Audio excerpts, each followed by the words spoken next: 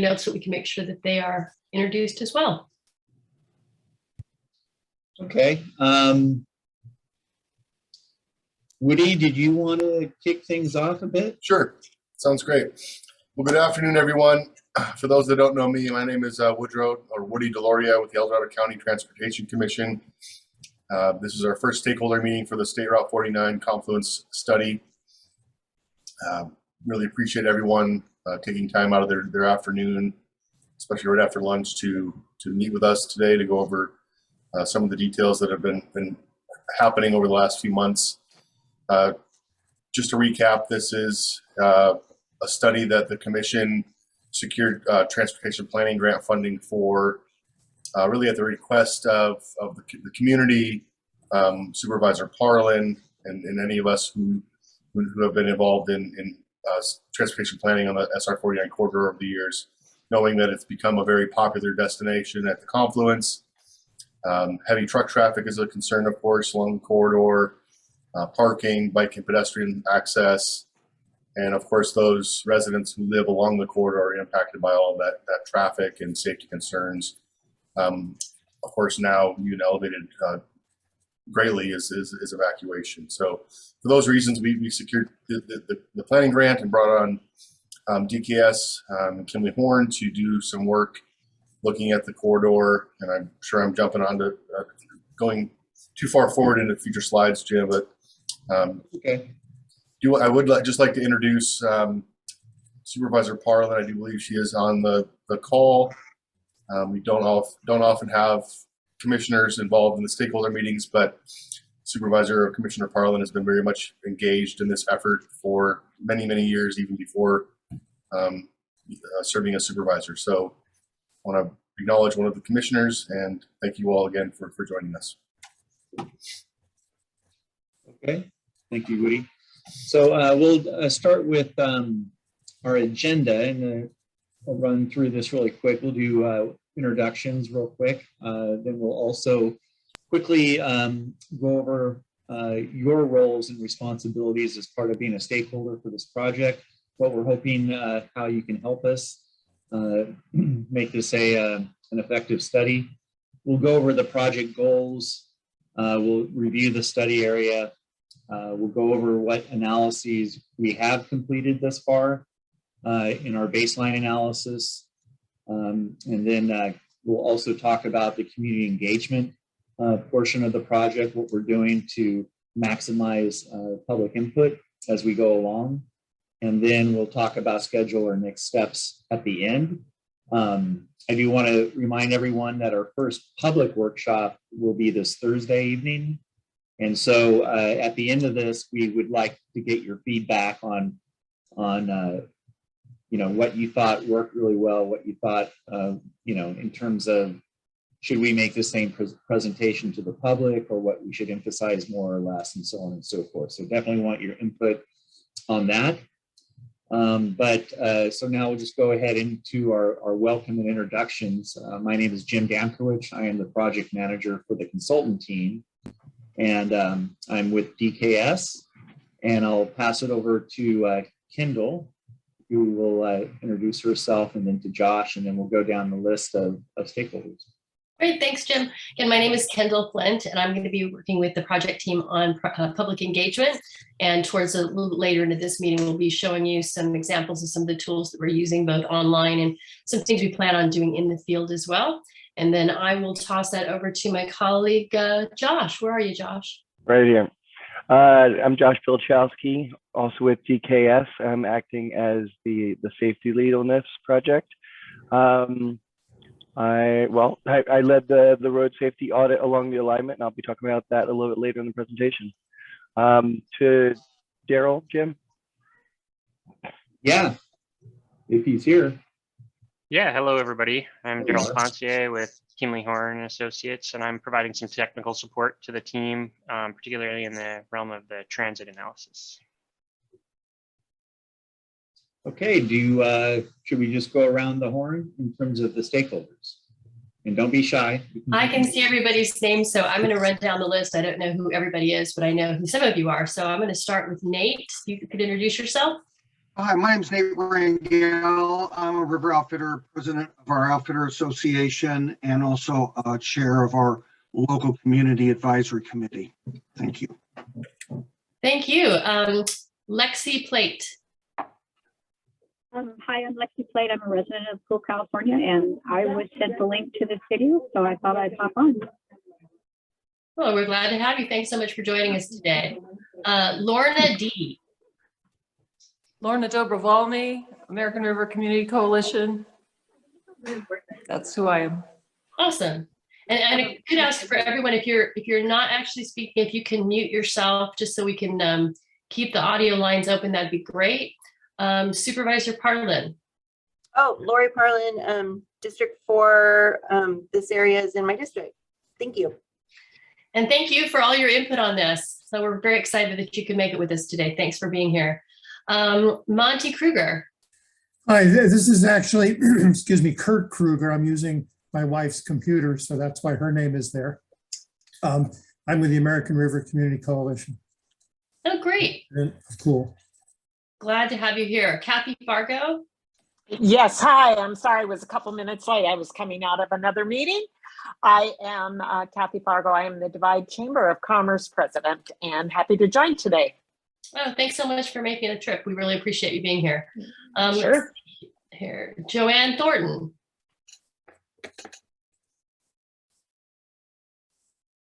Joanne, you're muted. And mobile. You're a very busy woman today. Okay, can you hear me now? I sure can, thanks. Okay. My name's Joanne Thornton, Divide area resident, kind of representing people over here on the Divide. Great, thank you so much for making the time. Appreciate that. Kathy Fargo? I already responded. Oh, you already went, that's right, pardon me. The names move around sometimes. That's all right. Lori. I have two Lori. I'm Lori Stewart. I'm a member of the Auburn Endurance Capital Committee and also a member of the Western States Trail Foundation Board of Governors. Great, thank you so much. And Rory Worcester. Hi, my name is Rory Worcester. I'm the general manager of Auburn Lake Trails in Cool, California. I love Cool. One of my best buds is up there, Steve Frost. Great guy. Just out of curiosity, have I missed anyone? Anyone that I didn't call on that's here? Oh, okay. Go ahead and introduce yourself. Jody Franklin, Director of Tourism for the El Dorado County Chamber of Commerce. Oh, awesome. Okay. Anybody else that I've missed? Well, it's a good group. We're very excited all of you can make the time to be with us today. We really appreciate it. And with that, Jim, you ready to dive into it? Sure.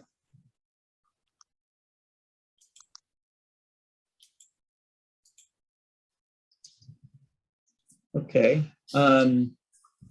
As Woody said, this is a bit of a consortium, and El Dorado County Transportation Commission is administering the study contract, but they also have partners on the Placer County side, the regional agency there, the Transportation Planning Agency, Placer County. Obviously, State Route 49 is a state facility, so obviously Caltrans is a key stakeholder and player. And then, of course, El Dorado County and the city of Auburn. And we've already mentioned the consultant team. So we'll move into your roles. So you guys are the Stakeholder Advisory Committee. We're grateful to have you, and we really are going to lean on you folks to really try to help the study and help it move along. So we're hoping that you can provide both policy and technical guidance to us as we move forward, either at these venues, stakeholder committee meetings, but also reviewing interim deliverables, getting on our website, which Kendall will talk about a little bit later, and just providing input as much as possible yourselves. But another key component is getting your constituents to provide public input as well. So we're really hoping that you guys can ring the bell and get folks that you typically work with or meet with on a daily basis to provide public input to the study. And last but not least, obviously coordinate with the overall project team. In terms of our project goals, there's roughly 4 of them. And the number 1 is to improve access. We're going to be looking, and already have looked at the infrastructure characteristics of the corridor, its operations, its collision and safety history, to help improve or make improvements to improve parking primarily, and improve access and the safety of access, looking at key points of interest, what are the desire lines after people park, where do they typically want to go, and really try to minimize those uncontrolled pedestrian crossings of 49. That's a key objective. Also a key objective is we'll be looking at the feasibility of establishing either a year-round or a seasonal shuttle service. The preference is have that shuttle service to be free, and that way we can reduce a lot of the parking demand within the corridor and reduce congestion as well. We'll be looking at opportunities to reroute heavy-duty trucks, and this is an issue that a lot of folks have already mentioned to us. It is a California legal designated route, State Route 49, but we see a lot of what we call STAA size trucks. Those are 48 to 53 footers from rear axle to kingpin, and those trucks should not be on 49. It's not designated as such. So we'll be looking at opportunities to reduce heavy duty trucks on the corridor. And then last but not least, examine opportunities for emergency evacuation opportunities. And we all know what happened last year with the wildfire. So our study area is depicted here on the map. We've segmented it into 4 sections. The study area goes from basically Lincoln Way in Auburn all the way to Georgetown Road, the juncture of 49 and 193. It's between 6 and 7 miles long. Segment 1 is the furthest west, and then that goes up to the county line. Segment 2, shown in pink, goes up to the juncture near the bridge, and then the red portion of the corridor is primarily the main destination where many folks want to go and recreate, and then the purple or light purple is goes down to the area of pool. And so I'll be looking through each of these, won't spend too much time on them. Josh will be explaining the characteristics or key characteristics of each of these segments as we move forward. So again, here's section 1. As you can see, we've kind of designated areas, either parking lots where there's formal parking, where there's pullouts. And a lot of these pullouts, it's interesting, they're not marked no parking. Many are used as de facto parking areas. So we're taking note of those. And obviously the trailheads and things of that nature that are key destinations that people like to go to. So as you can see in segment 1, there's a lot of pull-out capacity in those sections, as well as some parking, formal parking. And this section 1, I would say the 2 in sections, section 1 and section 4, when we talk about shuttle service, that's where we are envisioning potential pickup locations where folks can park and be picked up by a shuttle and taken to segment 3, which is primarily where they want to go, where most of the recreational opportunities are. Next slide. So here's section 2. You can see this has a lot of hairpin turns, has a lot of pullouts. And so not a lot of great opportunities here in terms of existing parking, but that's the characteristics. And Josh will go into more detail on this section, obviously, as we move forward. Next section. And so here's the confluence area itself. This is where you see the popular trailheads. You see the majority of the parking capacity in red. You also have your ranger station there. And you have an improved location recently that has new pavement, which is always good. And you also have some hairpin turns on this section with pullouts. And last but not least is or section 4, which drops down into the town of Poole. I think the key thing here are the 3 potential park and ride lots. They're not going to be formal park and ride lots, but these are areas that we feel may have the most potential for shuttle pickup and drop off. So that's our study area. In terms of, can you go back one slide, Kendall? Thank you. So in terms of our baseline analysis, what have we completed thus far? We've completed our parking capacity assessment. So we've gone out in the field a number of times to make sure we're capturing all the parking opportunities that currently exist in the area. And as I mentioned, we looked at all the pullouts or areas that are not formally designated as parking areas, but serve as de facto parking capacity.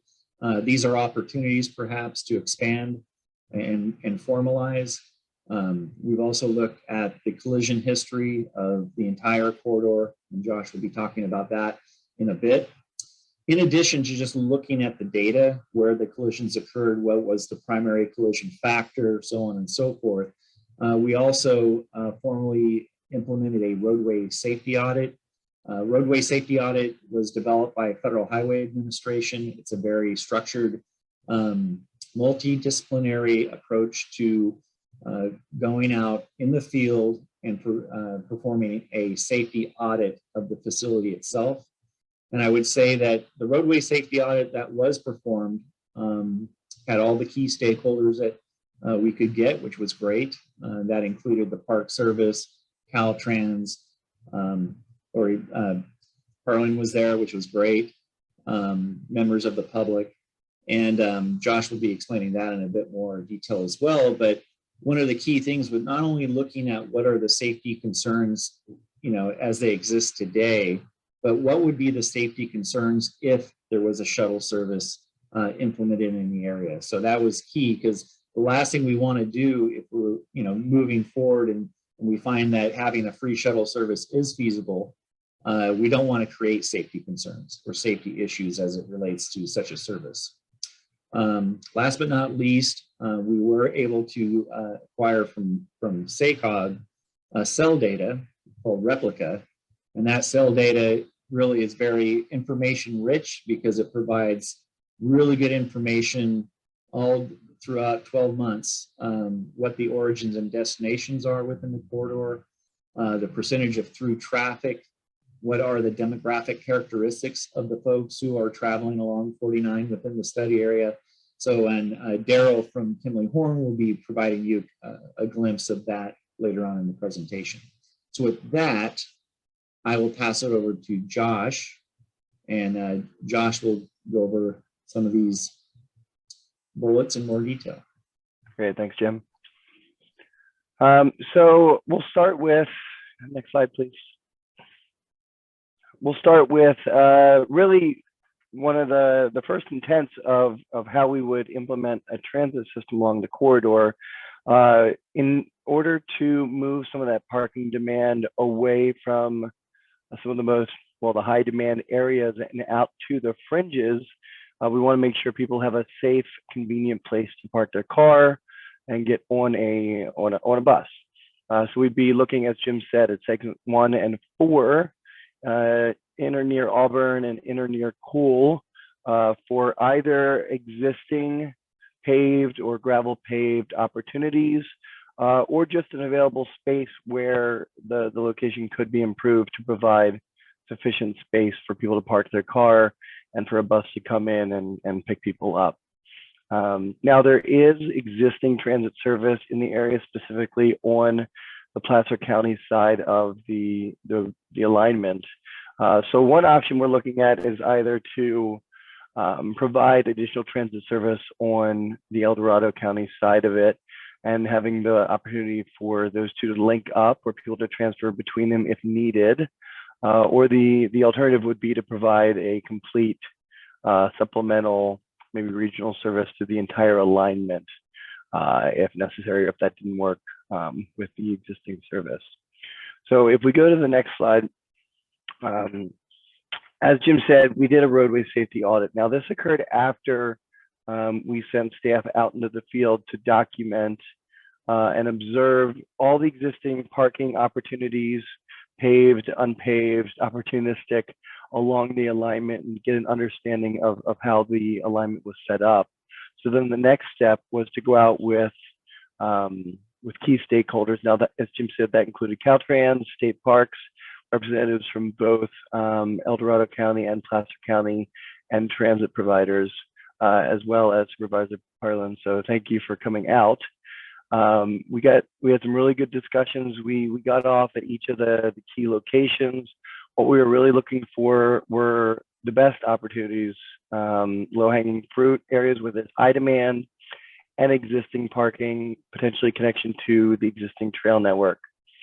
Now, it's not just where there's demand and where there's parking.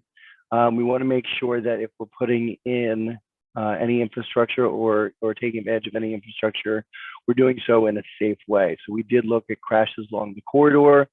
Want to make sure we understood why crashes might be occurring.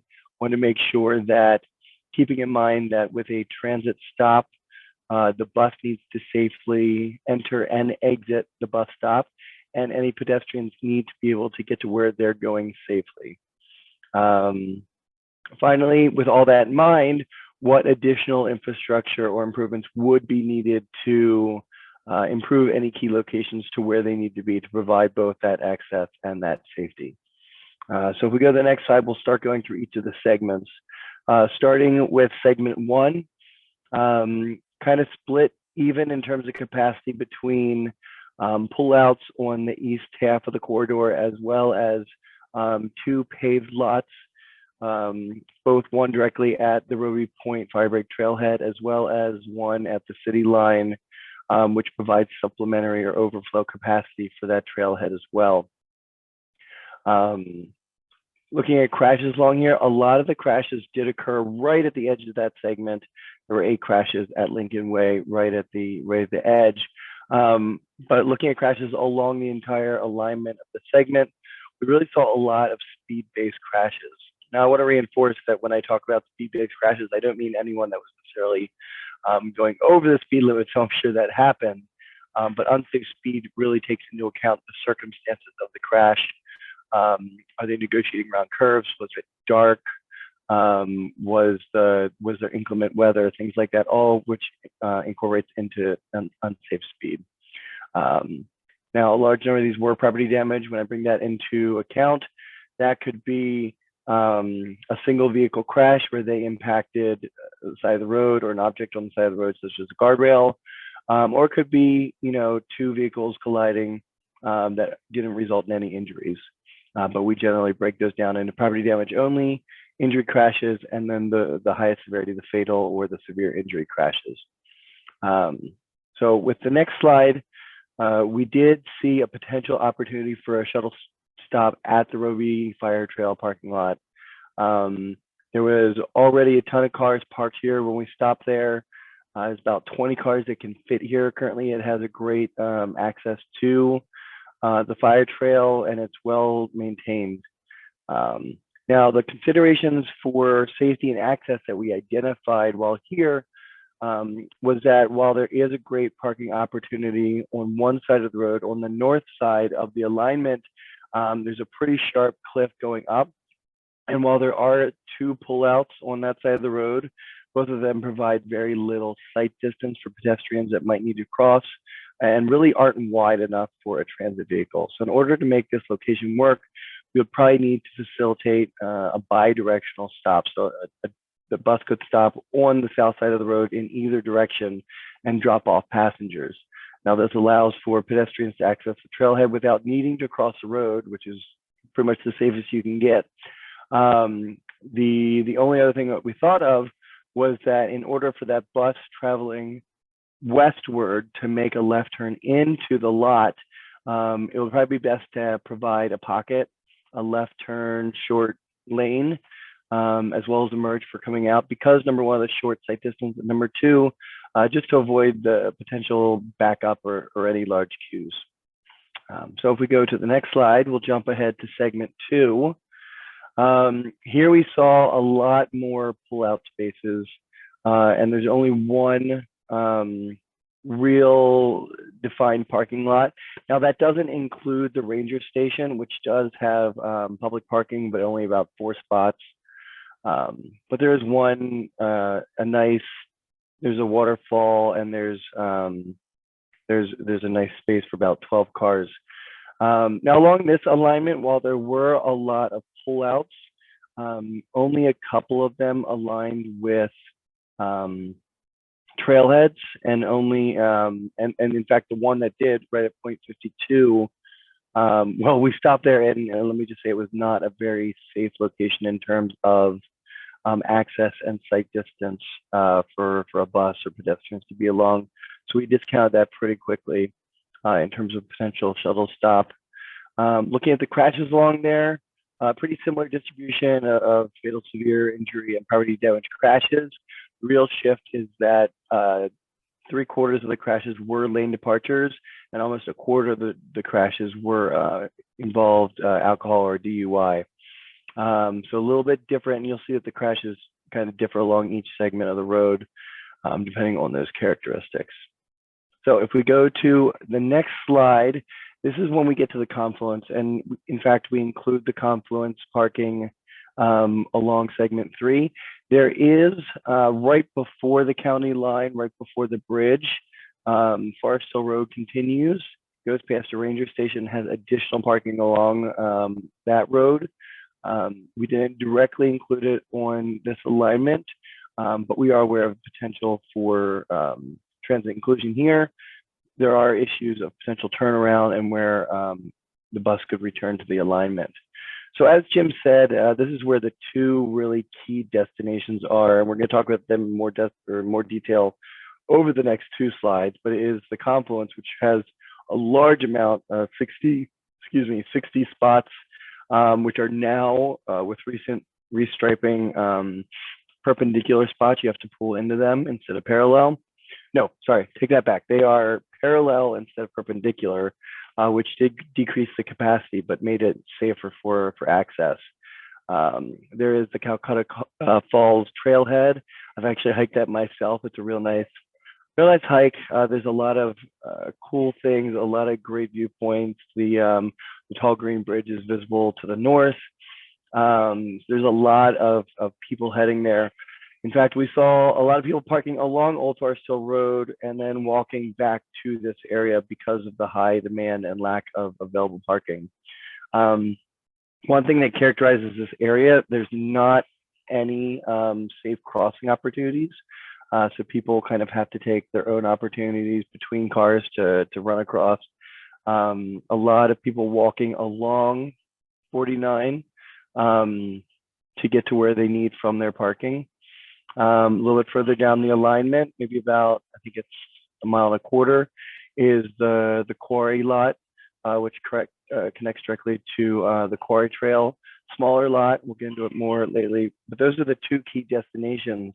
Continuing to the east, there's a couple of pullouts at opportunistic areas. They don't necessarily line up with any trailheads. What we do see is a lot of hairpin turns, very sharp turns, and in fact, with all those curves, unsafe speed once again was the most common cause of crashes, especially among motorcycles traveling along this corridor. A bit more property damage only. In fact, almost all the hit object crashes I saw along this corridor were single car impacts with guardrails, which means that the guardrails are doing their job. That lane departure without the guardrail could end up being a much more severe crash. So if we move to the next slide, we'll zoom in a little bit to that confluence parking first. Did we do that one first? Okay, so we'll look at the quarry parking first, where there is both an access road, which goes down a relatively shallow grade and provides one-sided parking, as well as a connection to a gravel parking lot, which provides additional capacity, bringing it up to about 30 vehicles. It has high demand. The lot was almost entirely full when we got there. Connects directly to a trailhead. In fact, there's an ADA spot. You can see it on that bottom picture, the flat concrete pad, which provides not only ADA parking, but connection to an ADA sloped trail that goes, I think, 1/4 of a mile down into the trail network.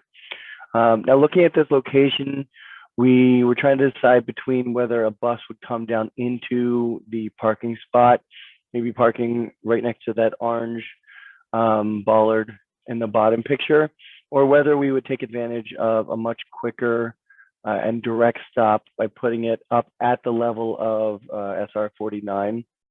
I think we all agreed that that was probably the safer and more accessible opportunity. Now the thing about this location is on the other side, which you can't see. Once again, there's a very sharp cliff edge which goes up, providing not a lot, if any, opportunity for a bus stop in the eastbound direction. So if we were to recommend a stop, if it would be bidirectional, it would need to be down at the gravel lot. But if it was up at the alignment, it would need to be only a westbound stop. But if we move to the next slide, when we look at the confluence parking, this is where we have, in fact, you can see the cars parked at the edge moving forward in parallel. There's about 40 parking spots. Once again, very high demand, connection to trail network and key destinations. Looking towards the bridge and towards Placer County on the bottom picture, you can see a T intersection that's stop controlled only along the SR 49 approach. And there was occasionally quite a bit of backup of cars on the bridge. As Jim said, there's trucks there occasionally, and we would see people parking along there, walking back, crossing without any protected crossing opportunities. High destination, definitely a key stop, but what stood out for both of those locations, Quarry Lot and the confluence, was lack of, once again, any protected pedestrian crossing. And we saw many people, especially at Quarry, parking, walking up, and then crossing against traffic, and then walking the entire distance down to the confluence lot. Alternatively to Quarry, here at the confluence, there is a pad where no parking is allowed, where there's passenger loading only. That would make a great eastbound transit stop opportunity with sufficient improvements. And we realized, if you go to the next slide, that in fact these two destinations together could act in tandem. One is an eastbound stop and one is a westbound stop. If I think we add in the opportunity for safe pedestrian connection between the two of them, instead of people just walking along the shoulder in an unprotected manner, as well as crossing opportunities, safe crossing opportunities for pedestrians. So that's one possibility that we could look at. I think that had a lot of promise. If we go to the next slide, we'll move on to segment 4. Once again, this is a connection from segment 3 down to Cool. At the north portion of this, we see the Quarry, which for the most part is not publicly accessible, but there is a lot, and there is I believe, a running trail, which is relatively in high demand that's used a long portion of this alignment crossing. Now, unfortunately, a lot of these pullouts, and there's only pullouts along this alignment, and in the northern portion of it, they don't really line up with any of the trailheads.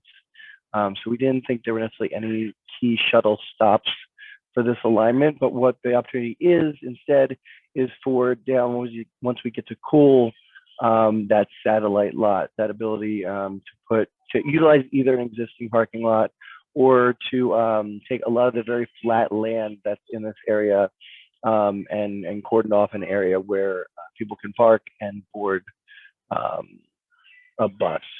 Now, along this alignment, really a huge amount, 84% of the crashes were lane departures. That includes hit objects, that includes overturns, that includes side swipes and head-to-head crashes. And 16% of the crashes were DUIs. So that's another reason why facilities along this location would maybe be less than ideal as we get further north. This is where we actually saw the highest number of fatal and severe crashes. I think all the other segments only had one fatal severe crash. Here we had 5, which is a very high proportion of fatal and severe crashes for this segment. So if we go to the next slide, I believe that covers all. I will take a stop, actually go back one slide, please. And I will, I guess, put it to the group, Jim, see if there's any questions or comments before we move to the next portion. Yeah, no, we can do that. And I just want to make a clarifying point too, is that we kind of use the term bus and shuttle together, but really what we're focusing on is shuttle, in case you were wondering. So just want to clarify that. But yeah, before we go on to the origin and destination information, is there any questions or comments about what you've seen so far? Jim, Mike, if I could just jump in really quickly, and I see Lorna has her hand raised, but you know, as a resident, both a resident of El Dorado County and a staff here at the Transportation Commission, you know, I was frankly surprised that there weren't more fatalities and accidents along the corridor. I think we as residents and users of that system on a regular basis have an experience. You may have a scary experience on the corridor, or you know, I think we hear more about accidents and incidents that occur that may not register with this level of data collection. You know, just the fact that a lot of the large you know, semi trucks, tractor trailers will get stuck on that corridor and block traffic for a given period of time. You know, that's extremely dangerous. Certainly given the situation when there's an evacuation. So that's not really reflected in this traffic safety. And I just want to acknowledge that we're aware of that, and you know, Jim and the team are also aware of that as part of the safety assessment. So it's not just a black and white kind of assessment that only looks at statistics. We're also taking into account those other safety concerns that I know you all have. Right, and that's why we went down there and in person, because we do recognize that there's a difference between observed and recorded crashes, as well as near misses which aren't recorded, and perceived safety concerns, or well, even reasons why people avoid certain areas because there is potential for safety, so they'd rather not even go there. And that's one thing we want to alleviate with allowing people to move a lot of that demand away from where people want to be. So I think we can toss it to.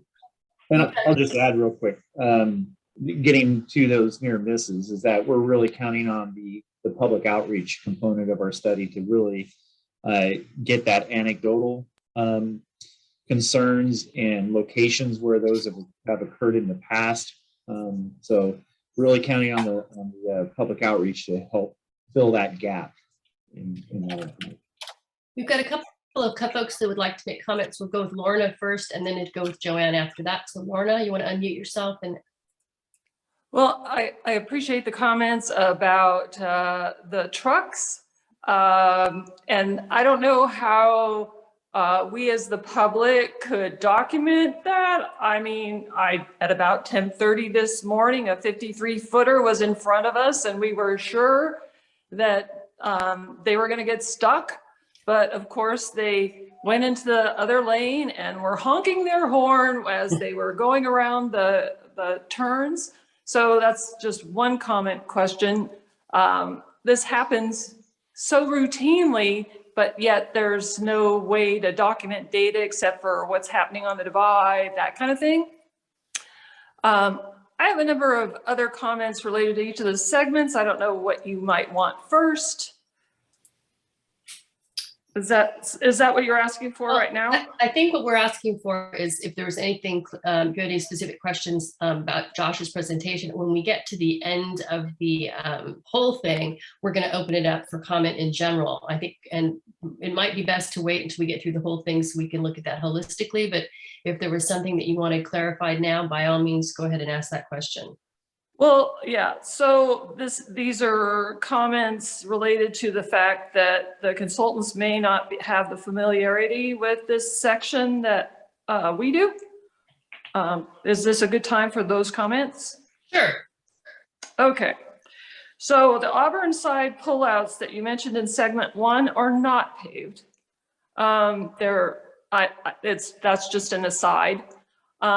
But one of the things to know about is people who have large rigs, like I pull a horse trailer through there all the time. I use those pullouts as a way for, as a slow vehicle pullout. So I don't know if that's something that you guys are documenting, but I don't want to lose those pullouts because I don't want 15 cars behind me. So just FYI. I'm going to stop you for one quick second. Just remind me to bring this up when we get into our interactive map, because there's a really good way for you to share that comment very specifically with where the pullouts are that you're using. So I'm just making a note to myself. Could I jump in, Lorna, before you go on? Sure. Yeah. So again, Woody Deloria, EDCDC. I'm also a resident of El Dorado County. I've got a 3-horse slant that I've driven through that corridor lots of times. I totally understand what you're saying as far as using those pullouts as a way to let vehicles that are kind of tailgating you when you're with your horse trailer. So I am aware of that personally, and making sure the project team is aware of that. And as Kendall just mentioned, there is a tool, an online tool that we're going to go over here in a minute, that shows where you can actually you can drop a pin or a flag on a location along the corridor and make very specific comments to that effect. So just keep that in mind. If there are specific things along each segment of the corridor that are very detailed like that, it would be probably more helpful to capture that in that tool, so that can then be kind of consolidated with all the other comments and have that all in one place.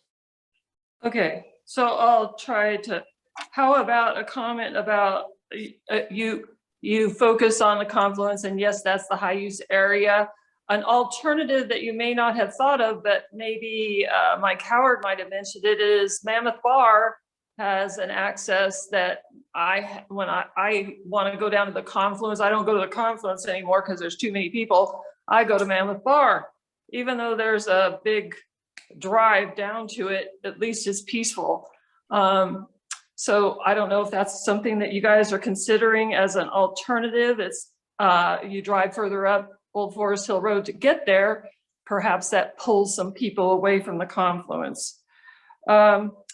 At segment, I don't know, the confluence segment, the Western States Trail has a crossing right at the quarry parking area. Is that something I should wait until you have the pin thing? Yep. In fact, since it sounds like a lot of these, and again, we want to make sure to capture all of them, but the way the tool's set up, it's the ideal mechanism so that we can see it clearly, it's captured clearly. It even takes photographs if you want to include an image on that.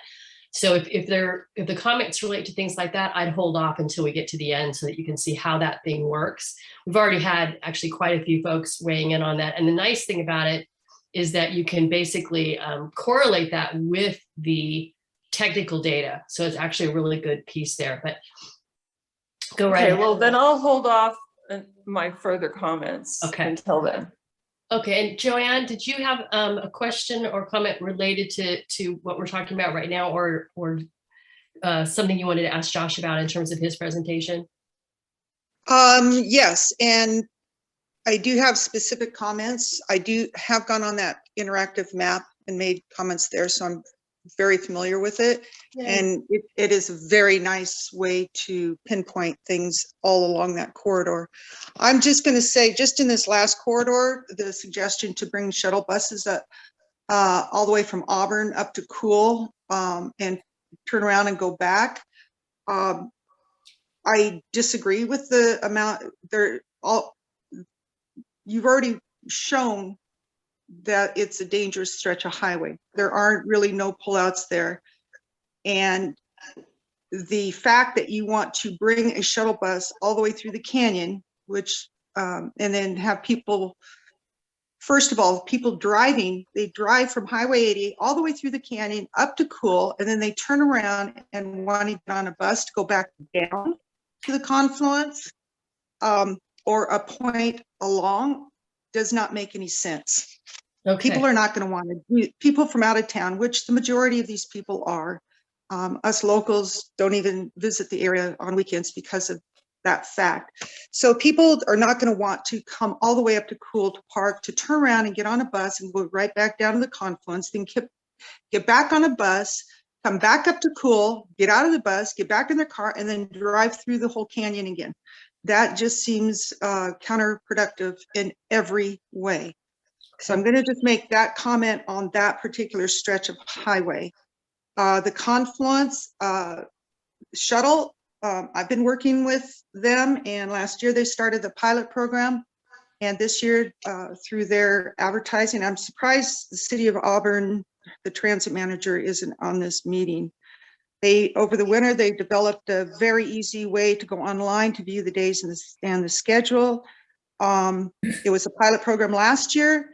It needs to get expanded for sure, because the shuttle is going to help alleviate a lot of congestion, especially if the shuttle were to make 3 different stops at the 3 different major trailheads. And I disagree with the person who said you can't turn around in that old quarry parking lot very well, but that is an exact place to turn around and drop people off. Those 3 different shuttle buses that I've pinpointed on that map alleviates people walking across the highway in both directions. And yes, it could take some more work to, finalize it, but there's also another route to take to come down to the confluence, and that is through Old Forest Hill Road, which really doesn't get used a lot. The majority of traffic comes from Auburn.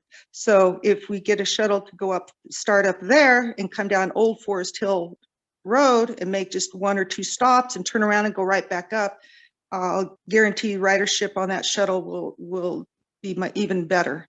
So that's my comment for now. Thank you. Okay, thanks so much. And just as an FYI, we are coordinating with the transit folks in Auburn. So we are taking a look at their ridership and working with them very closely as part of this particular study. Kurt. Yes, I understand the study was done, the field work was done in January, and I think it's valuable information. It's a good baseline. But I think the #1 concern of people in the area, safety-wise, is fire and evacuation. And I suggest you complement what you did in January with a similar thing in August. I noticed in all of the photos of the people out on the field, nobody was parking where they shouldn't be parking. There were no hordes of people out in the street and so forth. The situation is much worse in the summertime than it is what's shown here. So more to be done. Thank you. So, so Kurt, I can actually speak to that briefly. Right when we won this project, I actually personally went out to the confluence and drove the alignment, not officially as part of the project, but just as the person who'd be doing the safety audit. I was actually there maybe just a week or 2 before the big fire.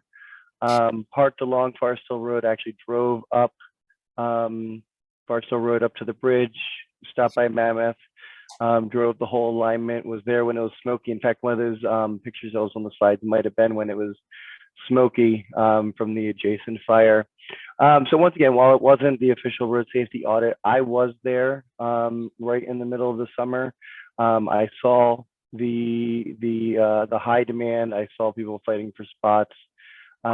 We actually got from one of the Caltrans representatives a motorcycle, when he was on his motorcycle, a video of someone backing out of a spot right in front of him, almost causing a crash. So that's a near miss right there. So once again, while not fully documented, we do have some personal experience during that time period. To speak just real quickly to Joanne, while the stakeholders believed that the alignment side connection to the quarry lot was preferred, we did discuss a bus going down into the lot and turning around there, that would be an acceptable option. It just wasn't picked as the preferred one. And then this is actually a broader comment as well. All the things mentioned here were just the low-hanging fruit, the highest demand, the best connections. We are not kind of putting a box around this and saying this is the only thing we will consider. The whole reason we have stakeholder meetings like this, and we have the public outreach and the social pinpoint, is that so we can get additional information to broaden our perspective and give us more ideas of things to address. So I want to thank everyone for the comments. Okay, Woody, did you have something else you wanted to add before we move on? Yeah, I just wanted to also respond to Kurt. We've been looking at this corridor, working on solutions long before this project started. In fact, the reason that the Caltrans parking changed last year was because we were coordinating with Caltrans and trying to improve that safety. So, Kurt, I assure you, even though the safety audit was done in January, we've been in and out of that corridor many times over the last 3 or 4 years when the capacity or the visitation in that area has gone up significantly. So I assure you, we're well aware of that condition. And I'll just add, the consultant team is Sacramento based, so we'll be back. For sure. We've driven that road more than one time, and it's specifically between Cool and going over. So we are very familiar with that. I'm going to go ahead and move on at this point to Daryl, so you can walk through some of these other pieces, so we can get through travel patterns, and then we can talk a little bit about outreach moving forward. Daryl, you ready? Yeah, you bet. Thanks, Kendall. So we actually pulled some data for the corridor using a service called Replica. So that tracks travel in a bunch of different ways, but really relies on cell phones and devices like that people are carrying to see what's happening on the corridor. So we had 2 specific time periods we were looking at. One was during the fall period in 2019, so before the COVID pandemic. And then we had another period we looked at during the summer of 2020, which is obviously a pandemic year, but that was the most recent summer period available, and actually did look like the corridor was quite busy during that summer period. So with that, this first map is really showing us what during that off-peak period, so during the fall, where were people and the trips that were going westbound, so towards Auburn, where were they predominantly coming from? So the number 1 place that lights up is Placerville, and then the Pollock Pines area is the second most common trip generator, and then we had quite a few coming from the Cool and Georgetown area as well. So those were the primary sources of those westbound trips during the fall. And then the next slide. So during the summer season, we had a pretty similar pattern, but it was a little bit more tight into Placerville, Shingle Springs area, and then the Georgetown Cool area as well. So it's not extremely dissimilar, but it seems like maybe a little bit more urban. So people might have been vacationing and staying in Placerville or something like that. So things were a little bit tighter in. And then the next one. So this is looking from the other way. So people using the corridor that are starting in Auburn. So this was a little bit heavier. But in this direction, downtown Auburn was the primary source, then followed by North Auburn and the wine country to the west of Auburn. And then, so this was really prominent. So a lot of the longer distance trips were making enough of a stop here that Auburn was considered an origin. And it was almost exactly the same during the peak season. So, so that was pretty much what we learned. We go to the next slide, though. This is looking a little bit more trip demographics, and this is taking things into account a little bit differently. So of the users of the corridor, think of it in terms of people, not necessarily the vehicles. So about a little over half were driving a car. They were in their own vehicle. And then we had about 40% were passengers in the car, so they were traveling with somebody. So there's a fairly good volume of carpooling and not a lot of single occupant vehicles compared to what you would see on a traditional highway. Almost 7% were driving a commercial truck. So that's not just the big rigs. That could be an Amazon delivery vehicle or smaller vehicles as well, but they were driving with commercial purpose. And then we had a very small number taking Ubers or taxis, an even smaller number walking or biking, and pretty much no traffic for public transit. And remember that the off-peak period was before the COVID pandemic. The Auburn shuttle wasn't running yet at that time. And then when we looked at it in terms of trip purpose, so what were people actually using the corridor for, we had a lot of the trips were just traveling back and forth from home. We had some shopping trips for people going to Auburn to do that. And then social, going to visit friends, 10%, work. So a lot of that would be those commercial trips we were talking about. Eating and recreation. So the recreation was a key one to look at. So about a little over 5% of the trips were recreational. And then we had errands and other factors like that. In terms of the distance, now this is where we see something a little different than what we were looking at with the previous map, but they are fairly long trips. So most of them, the bulk of the trips were in that 32 to 64 mile range. And then the over 64 mile range was pretty high too. So when you don't account for people stopping in Auburn or in Placerville before they head into the corridor, there's definitely some longer ones coming in there. Similarly, when you look at how much time people spend in their car, the majority of them are over an hour. So there are longer trips. When we start looking at more what the sort of income levels and stuff with the users, it was pretty mixed, but it wasn't really a strong leaning from one income group to another. It was fairly evenly distributed, as it would be in the population in the area. And then by age group, it's definitely a corridor that leans to a more senior crowd.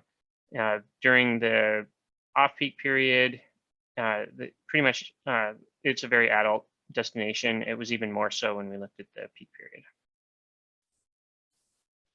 So in terms of planning for shuttles or other services like that, these are all factors we'd want to consider when we're trying to figure out who we would be marketing to, what kind of stops do we need, and what kind of services are we trying to provide. Thanks, Daryl. I'm going to talk a little bit about sort of how our public outreach portion of the program is going to run through, and then we'll open this up for comments again so we can get some more feedback from you guys. A couple things, our project website, which is basically American River at 49, and I was supposed to put that on there, but I'll send you all a link here in just a moment. It does have our FAQ, which is basically background information about the project itself.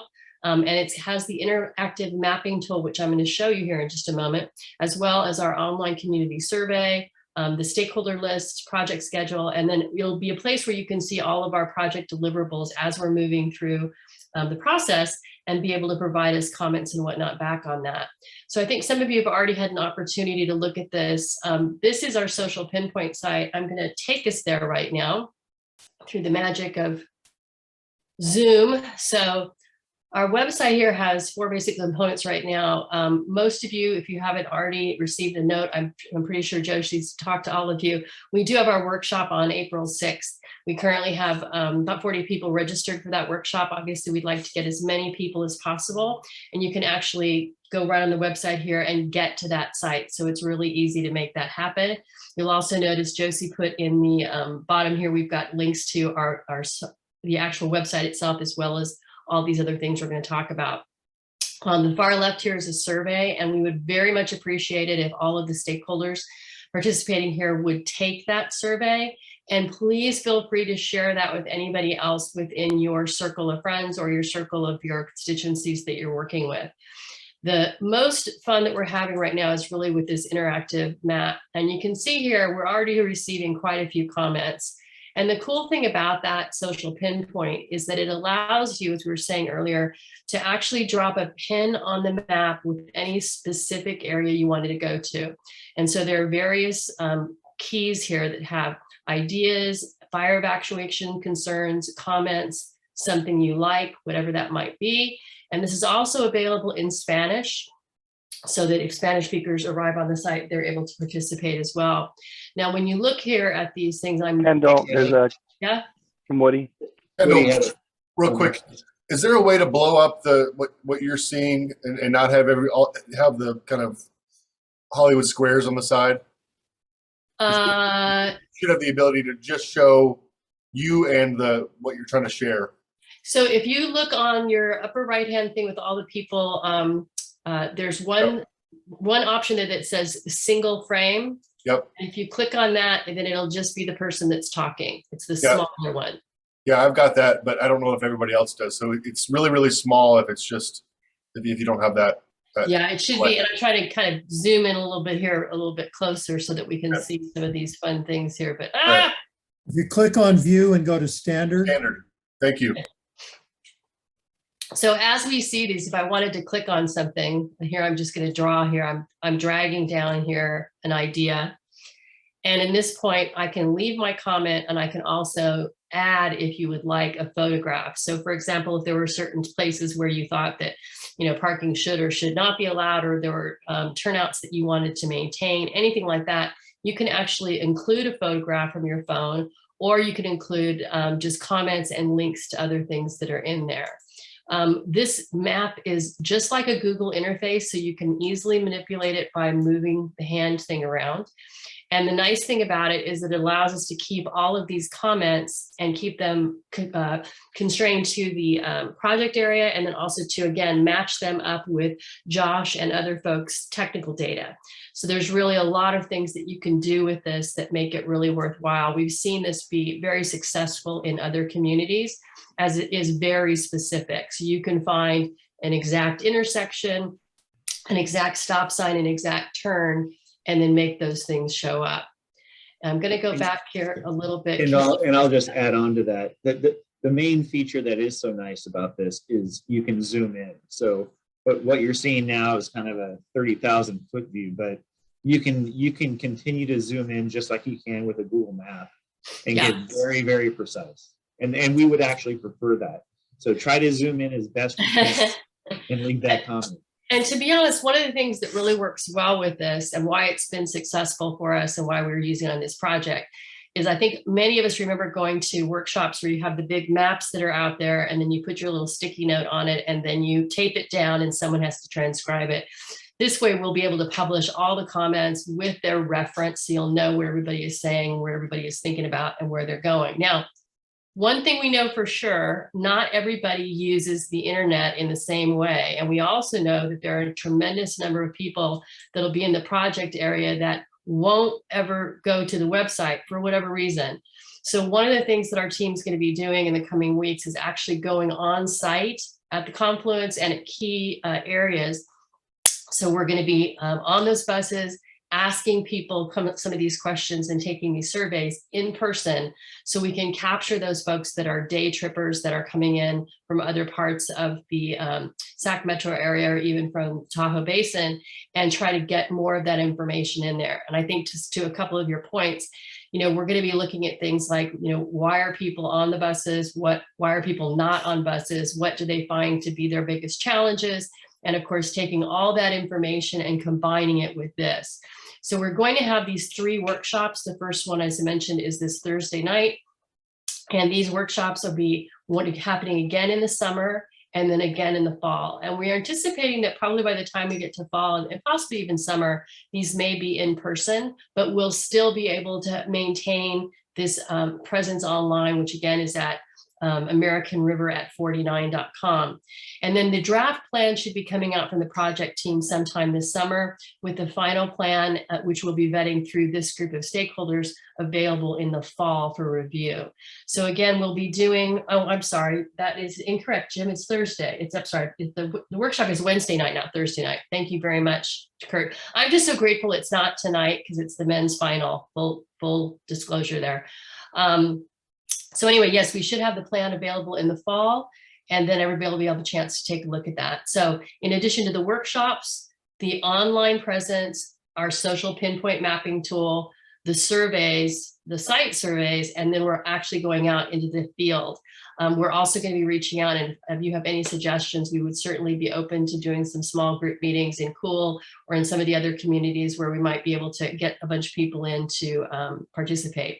More important than anything else, really, and you can see here, Veronica's just popped it up, we really hope that y'all will continue to share information about Wednesday's workshop with the folks that are in your circle. And again, we want to get as many people engaged in this conversation as possible, so that we have a program that actually reflects what the community wants to see in terms of access and improvements to that area. So the next steps moving forward, I will pass that back to Jim to kind of go through that, and then we'll open it up to questions. Yeah, and just real quick, in terms of the second half of our analysis, again, we're looking at the truck routing analysis as we speak. Kimberly Horn is looking at the shuttle service costs, both capital and operations and maintenance. They'll be looking at what that would cost for a year-round service and or a seasonal service. And then once that information is all put together, the financial plan. How do we fund a shuttle service, whether it be year-round or seasonal? And I will say, you know, we've been talking a lot about parking.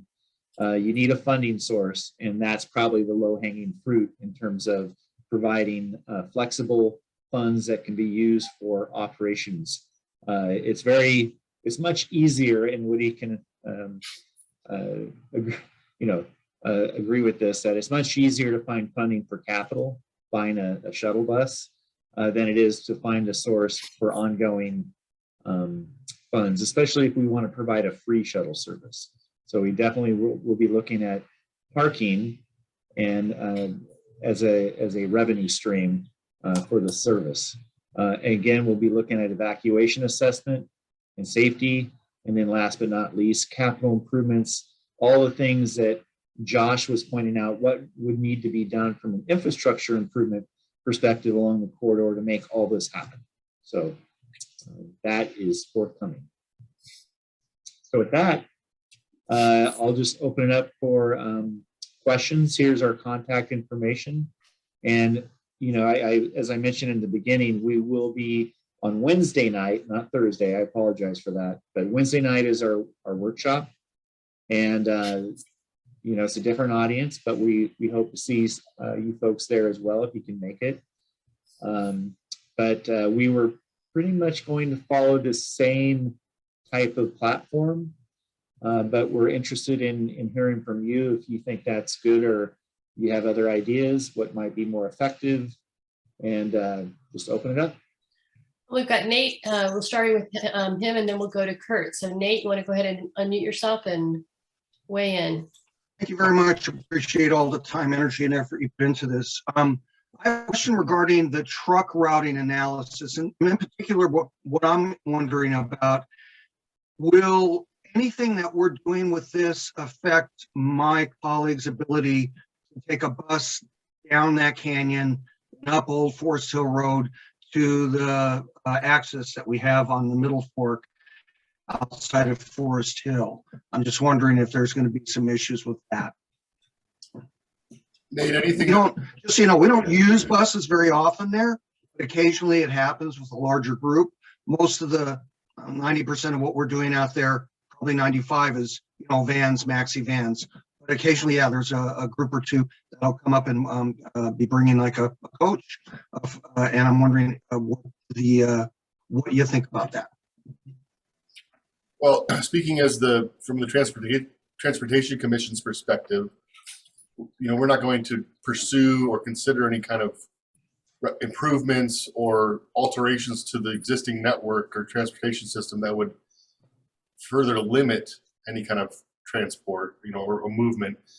All that we're trying to do is improve mobility, and that wouldn't be, you know, one wouldn't be at the expense of the other, especially given, you know, we're very well aware of the rafting community being one of the, you know, large economic drivers, you know, in the northern part of the county.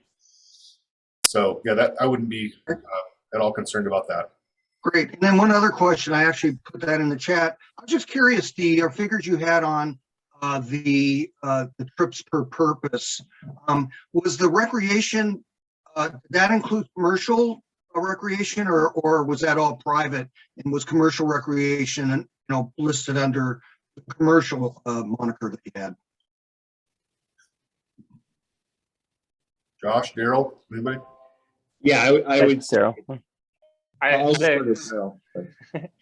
Yes, the commercial is a fairly broad category, so it's based on vehicle type. So it's if the trip was something that is kind of a recurring type of trip where somebody's doing it professionally, that's basically what got it classified that way.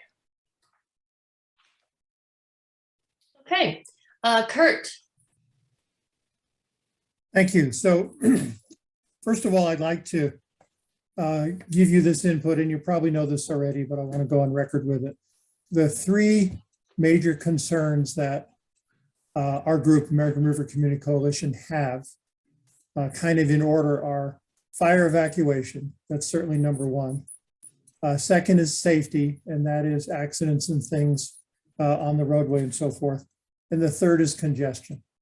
So all of what we've talked about addresses these in some forms, but the challenge is I have broken them into two categories. One is infrastructure, the physical, and the other is administration or government.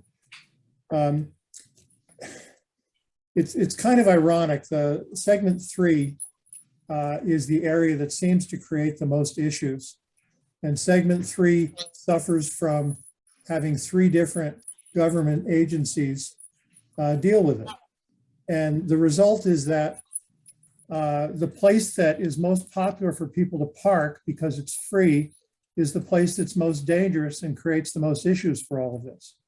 So if there was some way to get Caltrans/Highway Patrol, county/sheriff, and state parks to form some kind of cooperative thing where you have one multi-agency task force, if you will, to administer this area so that you don't have different rules and different things.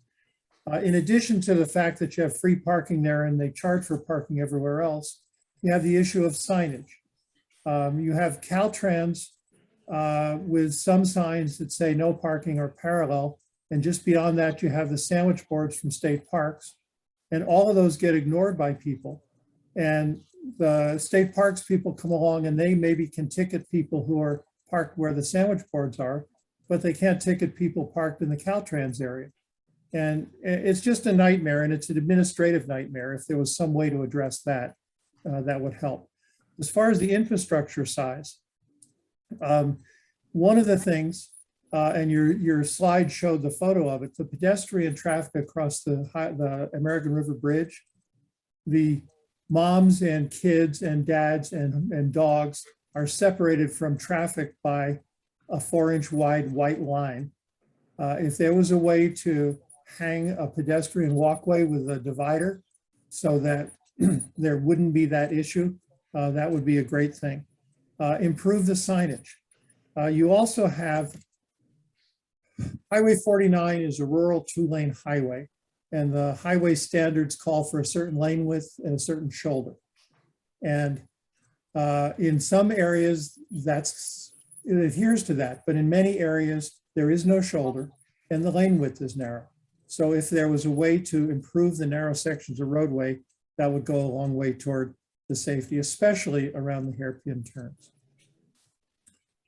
Yeah, to speak to that, pedestrian safety was a big discussion during the roadway safety audit at multiple locations, but definitely at the confluence.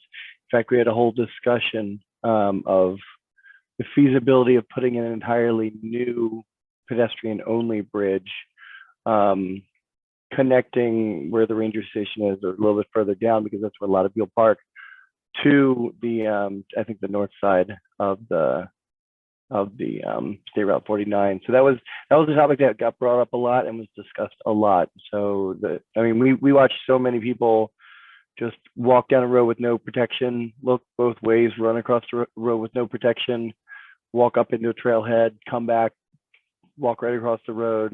So yeah, pedestrian safety is a key piece of anything we're doing in this location. And the final point I'd like to make, there are a number of state park properties in California whose user count is limited by the available parking. And I think my sense, and this is all anecdotal, but my sense is that is the situation that exists in the confluence area, the Highway 49 area. So it's almost without limit. However much more parking you put is going to fill up, and you're still going to have, you're not going to alleviate the parking issues and the problems you have now. You're just going to allow for more people to come, especially when Channel 7 figures out there's more parking. They'll do another special on it. And I see you're smiling, Josh, but that's really been a heart of a lot of the issues. All these people create the congestion, and then the fire evacuation issues become a disaster. Mike Howard has done I think a wonderful job of reducing the water rescue issues, but the fact remains during the summer, 2 to 3 per weekend occur, and that takes 5 vehicles from the different agencies all converge there, and we no longer have an evacuation route should something happen during one of those occurrences. So recognize what we have. We have a place that's limited by the available parking. Thank you. Yeah, and I smile because you hit upon pretty much a key transportation debate that's decades old. Of you build more capacity and more people will come, it won't reduce congestion. In fact, that's kind of as a state why we've moved away from delay metrics and on to vehicle miles traveled as a key metric. But yeah, no, that is absolutely a key piece of this. And I would even say that bringing in the whole evacuation, something we want to make particularly sure is that we don't strand people. I mean, that's just such a key thing is we don't want to bus people in and then there's an emergency and they have no way out. So that's been a discussion multiple times that, you know, Jim, myself, Lydia have had over the past several months. And I'll just add, you know, you bring up the point that parking is free. So that just creates the even more demand where it's probably the least safe or has the most safety issues. One of the key things we'll be looking at is paid parking in segment 3. And the fact that if the more parking we can provide, guess what? We know it's going to fill up and there's your funding source. There's your revenue stream that can fund a free shuttle bus. So we are very much aware of those issues, but I appreciate it. Okay, Lorna. One of my questions was, okay, this is particularly primarily paid through El Dorado County. I was wondering what if Placer County is participating and to what degree.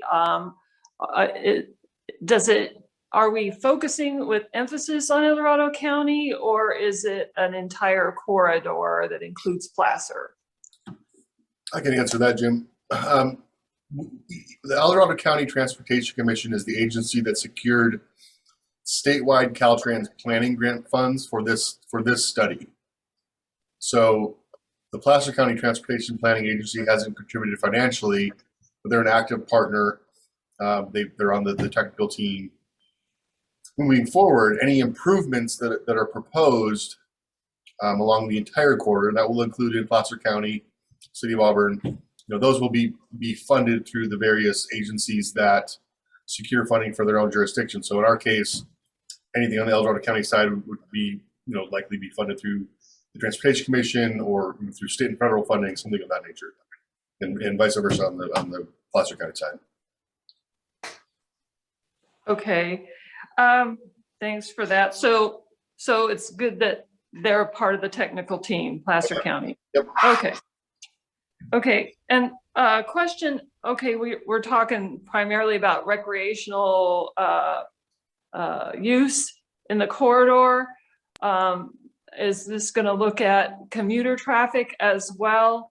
And in particular, what is Caltrans plan for at the Auburn side at Lincoln Way? I heard there was talk about putting a roundabout there. Is there, how expansive is this? Are we just focusing on recreation, or is there a possibility that a commuter bus from Cool to the Auburn train station is a possibility? Jim, you go ahead after. Let me just jump in real quickly. I would say there's no option is off the table. That's the beauty of these studies. And frankly, transit has been impacted by the coronavirus, you know, probably more so than any other transportation sector that I'm aware of. And we are working with El Dorado Transit right now to reinvent or kind of revisit what transit will be coming out of this pandemic. And so I think, you know, we're even looking at transit service from Placerville to the Confluence or Placerville to Auburn. Nothing is off the table at all at this point. The roundabout that's proposed on the Auburn side, you know, that's something that's been in their regional plan for some time. This is not a part of that, but it takes into consideration all those future plans that will, you know, be implemented in the near term that could potentially impact travel along the corridor. But I will say that the focus of, or the real need for this study was presented by the community based on the significant increase in recreation and tourism travel, which granted is interregional travel, meaning they're coming from Sacramento, mostly outside of the immediate community. Because I forget who mentioned it, Joanne or someone mentioned, we don't go there, locals don't go there anymore. So I think, we are looking at all types of trips, but I think that recreational trip is really the one that's of concern. I don't really know how much commuter traffic is really contributing to that. And I'll stop there, Jim. I'm probably in over my head already. No, I'll echo that. We will be looking at all traffic, and that was part of Daryl's presentation, where we wanted to get a accurate profile of who is using the corridor. And so rest assured, as Woody said, we'll be looking at all traffic, and we know that State Route 49 through our study corridor, their commuters are using that every day, and so they're part of the mix. Oh, good. Yeah, Yeah. it's about 8% of the traffic on the corridor according to our analysis. Well, yeah, this morning it took about 5 signal changes in Auburn for us to get through coming from the confluence during the commute hour. So it's just reminding me of that. Also, is OES providing any input to this study, the evacuation routes, et cetera?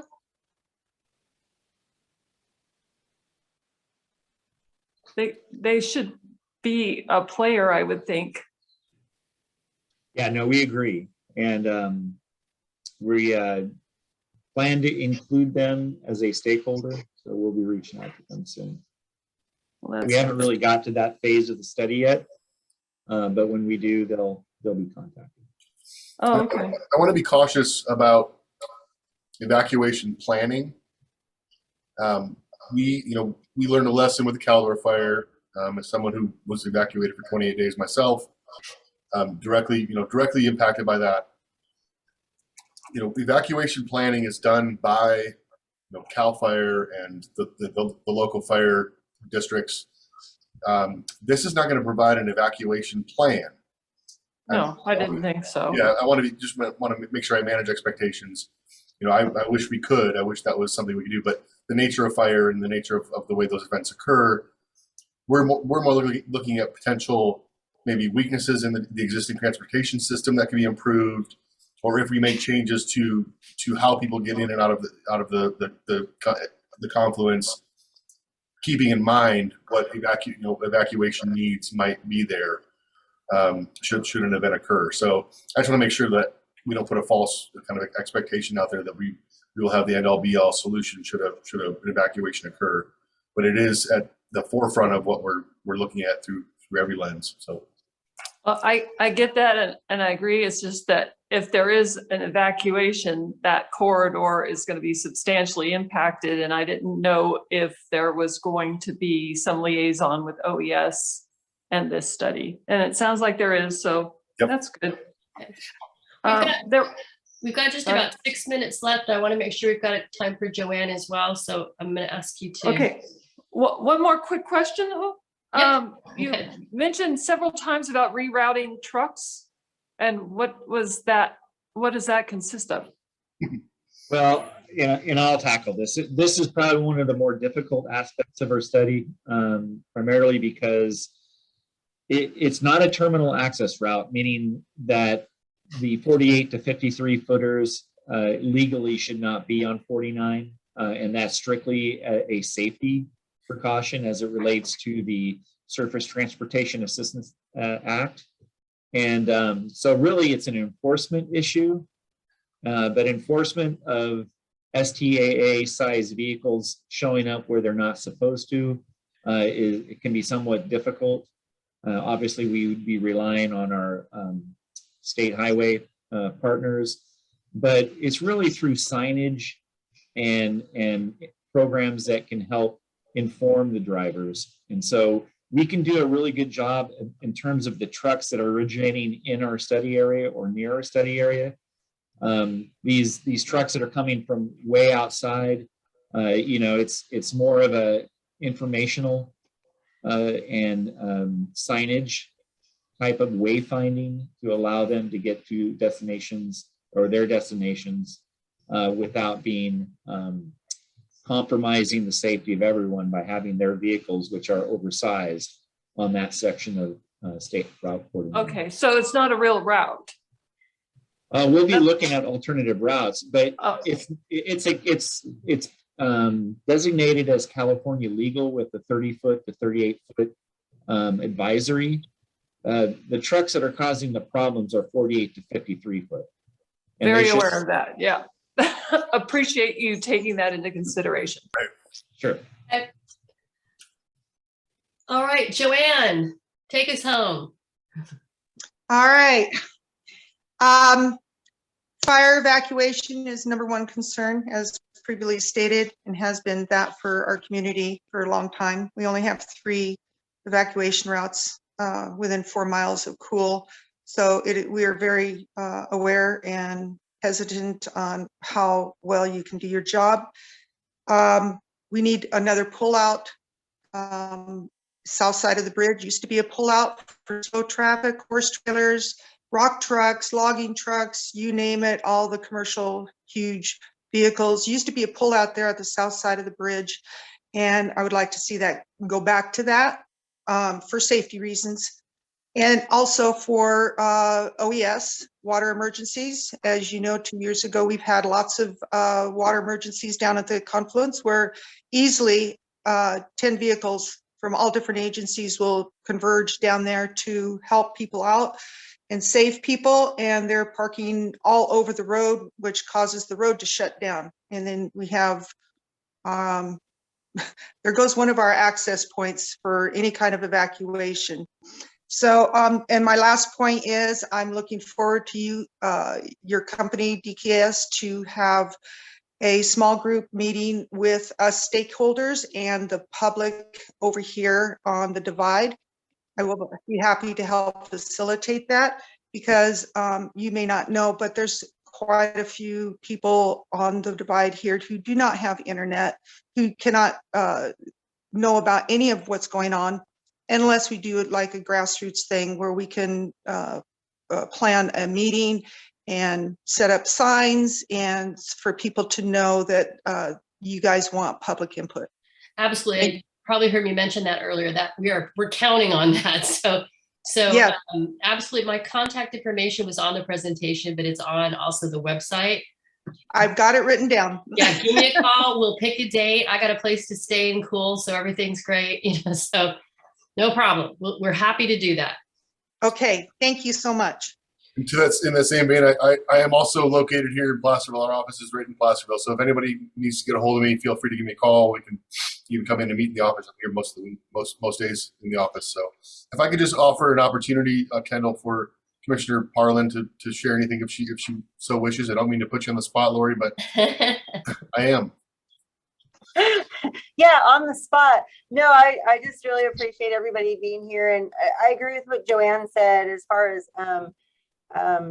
getting an in-person meeting. I hope the next one's in person because many of you are there at Northside School in the gymnasium when the Auburn State Rec General Plan was going, and we packed the place. And I really want, and Woody, you know this, I really want the public to feel that they had an opportunity to engage. And I know that for this first meeting, the online is what's working because of the whatever in the world, but we really need that public meeting place where people can talk and all that stuff. So looking forward to the next meeting. And that mapping social pinpoint thing is really cool. So I really like it. I've heard nothing but good things. It's just, again, if folks aren't engaged online, I'm not sure how we can get them to that, but it's a neat tool. So thank you for that. So one thing, just so that you know, when we do come out and do those in-person things, because I just want to reiterate again, there are people who not only don't have the internet, but just are visiting. There's 100 people we can't get any other way than being there in person. But we bring little iPads with us so that we can go online. I travel with a mobile hotspot. We can actually help them and take their comments right then and there. And when we do get around to having those in-person meetings, we'll do that as well. So the intention is absolutely boots on the ground to get up in there and actually chat with folks. So again, if any of you have smaller groups that, you want to have us coordinate to make presentations to, we are happy to do that and take those kind of comments. So the only thing we'll likely do is try to cluster them all so we're in a couple of day period, to maximize the time on the ground. But I think that covers what we had. Jim, did you have, or Woody, did you have any other remarks? I just, again, want to thank everybody for their time. Really hope that you can push out notification of the public workshop, as far and wide as you possibly can. It really is important to get public input. We engage the public as best we can. We always miss somebody. We always get something wrong or miss someone, and we always will, but we strive for perfection. And that really is because the public should have ownership in this process as well as the final study and plan. So please help us push that out.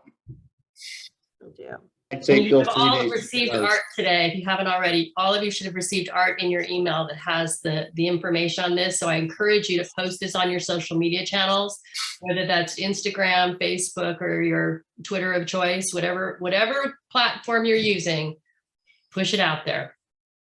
Will do. Great. Thank you so much, everyone. Thank you, everybody. Thanks, Appreciate it. everyone. Thanks, Tom. Bye-bye. Bye.